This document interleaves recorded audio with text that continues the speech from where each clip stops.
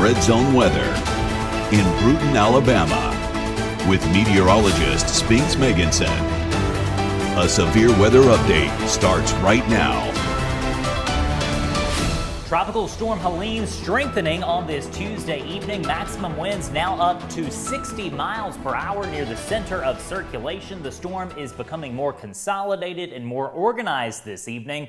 Helene is going to make a run at the Florida coast, specifically parts of the Florida Panhandle and Big Bend region. In the next 48 hours, there could be significant impacts in the Big Bend and also across parts of North Florida as the storm comes ashore. We're also concerned about potentially significant impacts in parts of Georgia as well. In addition to Helene, we've also got some business that we need to attend to across the local area. We've got an advancing cold front that's currently approaching our area from the northwest. Showers and thunderstorms in progress now across parts of north and central Alabama, extending back into central Mississippi. And this same cold front has prompted a tornado risk totally separate from Helene, valid on Wednesday. It's a low-end risk, so this is not going to be a tornado outbreak or anything like that, but I do need you to be aware that we may have a few strong to severe thunderstorms around on Wednesday, specifically along and east of a line from, say, Grove Hill back down to Bay Minette, over to Pensacola, points east. And so we could have a few tornadoes and damaging straight line winds on Wednesday, specifically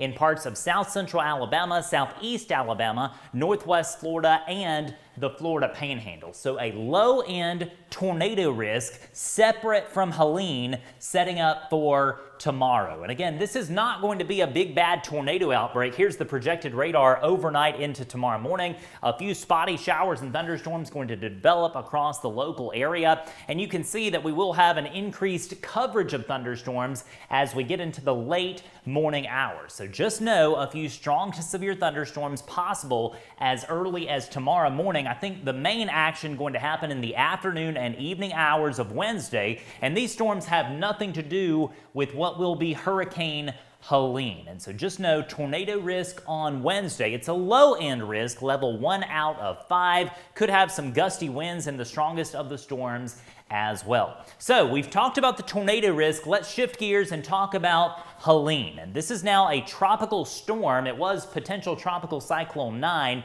Now this is tropical storm Helene, and this is organizing in the Caribbean Sea this evening. We'll go ahead and zoom in down here where the storm is consolidating, and you can see that the storm looks more like a tropical storm. We've got some banding on the north side here, and the center of circulation is right in through here under this deeper convection. Let's actually kind of take off the satellite data so I can give you some geographical context. Here's the Yucatan Peninsula of Mexico. Here's Cuba. You've got the Florida Keys there. And so you can see this system is currently over the warm waters of the Western Caribbean Sea.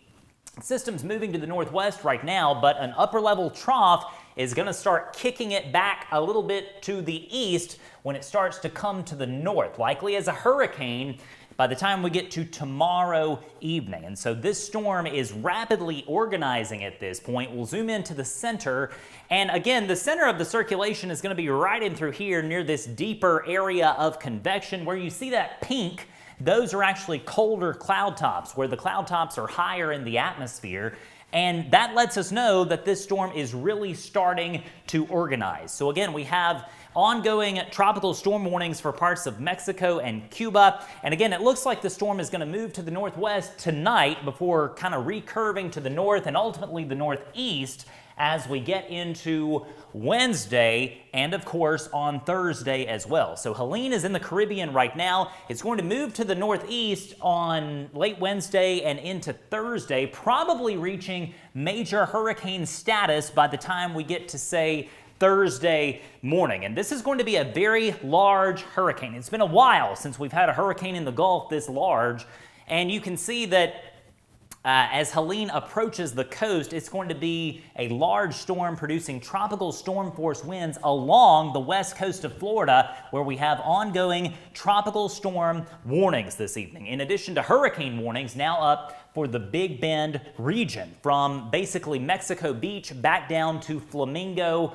Florida. This is going to be the core zone where we see the greatest impacts from Indian Pass and Port St. Joe back over to Tallahassee, Perry, back down to areas near Horseshoe Beach and Cedar Key. That zone that unfortunately has been impacted several times by hurricanes over the last few years. In fact, there was Debbie just a few weeks ago in this same part of the world. Going to come ashore in the Big Bend region before moving into Georgia and producing a lot of rain. We're talking 10 inches of rain for parts of Florida and Georgia in the days ahead. So this is going to be a big rainmaker. Flash flooding certainly will be a concern. And I do think as far north as, say, Macon, maybe even as far north as Atlanta, we may have tropical storm force wind gusts. This thing is going to be rapidly moving across the Gulf of Mexico at a very high rate of speed. It's not wasting any time as we get into the latter part of the week. Again, rain amounts going to be greatest along and east of the center of circulation. So we're talking 5, 6, 7 inches of rain for Tampa, Fort Myers. For our local area in South Alabama and Northwest Florida, higher rain amounts on the eastern side of our region for Greenville, Andalusia, Opp, back down to Destin, Fort Walton Beach, and Niceville. Those communities may have, say, upwards of 4 inches of rain. But if you're farther to the west, Chatham and Mobile may only get an inch of rain. And so lots of rain associated with this storm, but it's going to be primarily near and east of the center of circulation. We do have a tropical storm warning now in effect for Bay County. I should note you see tropical storm warning for parts of the northern Gulf. That is for the coastal waters. That is not in effect for any part of our local area. Let's kind of shift the map over to the east. Again, a tropical storm warning from the Bay, Walton County line back down to Mexico Beach. Once you get to Mexico Beach and Port St. Joe, you get a hurricane warning for the Cape and also areas near Indian Pass, Apalachicola, up to Perry, Tallahassee, Carabel, Horseshoe Beach, Cedar Key, back down to areas near Flamingo in Florida as well, all under a hurricane warning. And this is the zone where we're going to see extensive storm surge. We're talking potentially 12 to 15 feet of storm surge in this part of Florida. And again, hurricane warnings up now. We also should note that Jackson, Calhoun, and Bay counties in the Florida Panhandle are under a tropical storm warning, and we have a tropical storm watch in effect for Houston and Henry counties in southeast Alabama and parts of southwest Georgia. You've also got a hurricane watch for areas near Thomasville and Valdosta over in Georgia. So again, a hurricane warning, the big deal for the Big Bend region of Florida, which is where the greatest impacts from this hurricane are likely. Storm surge, potentially major hurricane force winds in this part of the Big Bend region of Florida as Helene comes on shore, likely on Thursday evening. And so 2 p.m. on Thursday, this is where the hurricane will be coming on shore somewhere here between Panama City back over to Cedar Key. That's the cone of uncertainty for the center of circulation. But again, the impacts near and east of the center are going to be the greatest zones where we could see problems. Here's how it may happen. This is one model that happens to line up pretty well with the current cone of uncertainty outlined by the National Hurricane Center. By the time we get to Thursday morning, this thing is going to be racing to the northeast across the Gulf of Mexico. You can see all that southerly flow on the eastern side. In other words, out of the south, those winds are just plowing into the Florida peninsula. We'll zoom in real tight. Here's Port St. Joe. Here's Apalachicola. St. George Island is here. And you've also got Franklin County. And I should mention as well, the Franklin County Emergency Management Agency has issued a county-wide mandatory evacuation order that is in effect for Franklin County, Florida this evening. And so the EMA announced that. You can see the core of this hurricane is going to be a big problem potentially for parts of not only Franklin and Gulf counties, but also Tallahassee, areas near Perry, also areas over to Gainesville could have, say, 100-mile-per-hour wind gusts off this hurricane as it continues to move on shore. Now, for our local area, let me stress, southwest Alabama and northwest Florida, we're going to be just fine, especially across land areas. We could have some gusty winds down around the coast, upwards of tropical storm force wind gusts up around 40 miles an hour down around Destin and Niceville, Choctawhatchee Bay, Eglin Air Force Base, Hurlburt Field. But I think sustained winds going to be well below that. In other words, you may get a gust up to say 40 miles an hour, but that's going to be the anomaly and not the trend for our local area. The good bit of news, again, we're on the west side, so the flow is going to be out of the north. And so this is not going to be a deal where we have a lot of storm surge coming up into our area. It's physically impossible. We'll be on the western side of this. There may be some very minor nuisance type coastal flooding down here in parts of northwest Florida near Choctawhatchee Bay, but I'm really not expecting much in the way of storm surge issues for our local area. Big rain again off to our east, upwards of 10 inches of rain down around Appalach and Port St. Joe in parts of Gulf and Franklin counties. Could have upwards of 7 to 8 inches of rain for Panama City over to Tallahassee. And I should mention as well, we do have another separate tropical system way out in the Atlantic. Tropical wave coming off the Cabo Verde Islands.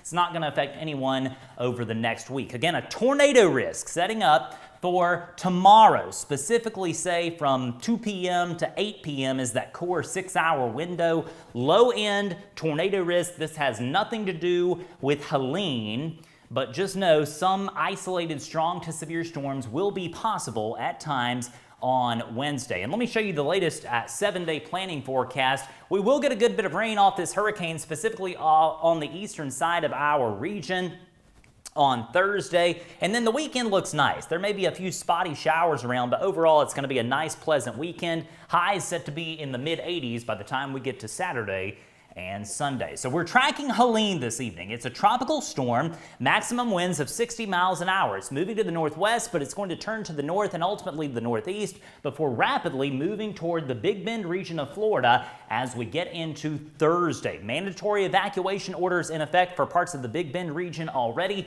probably more on the way. We will have plenty more updates coming in the Red Zone Weather app over the next few hours. And of course, my next video will be posted by 7:15 a.m. tomorrow morning. I hope you have a nice evening. Please stay safe. On behalf of all of us at Red Zone Group LLC, I'm meteorologist Spinks Megginson saying goodbye for now. We'll see you again tomorrow morning.